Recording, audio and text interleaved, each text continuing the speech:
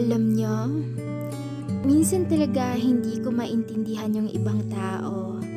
Kasi kung hindi ka lumalabas ng bahay mo, sasabihin na naman nila na hindi ka marunong makisama, na may sariling mundo ka, na mayabang ka at kung ano-ano pa.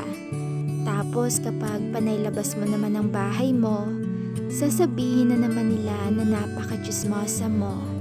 Ano ba talaga yung gagawin ko? Saan ako lulugar? Saan kami lulugar?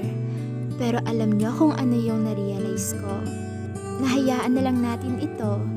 Kasi kahit ako, may naririnig ako tungkol sa akin na di daw ako marunong makisama kasi palagi na lang ako mag-isa.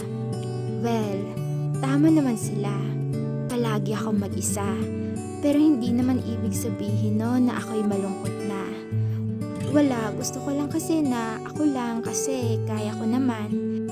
Isa pa, kung i-google ko lang naman yung oras ko sa kakakwento sa ibang tao, ano yung mapapala ko? Mas mabuti pa nagagawa na lang ako ng content at magkakapera pa ako. Kaya sa mga taong panay sabi na ganyan na di ako marunong makisama, na may sariling mundo ako. Kasi palagi na lang ako mag-isa. Sorry ha, busy kasi ako sa buhay ko. At wala na akong time magkwentuhan lalo na wala din naman yung ambag sa buhay ko. Kaya sorry, busy person kasi.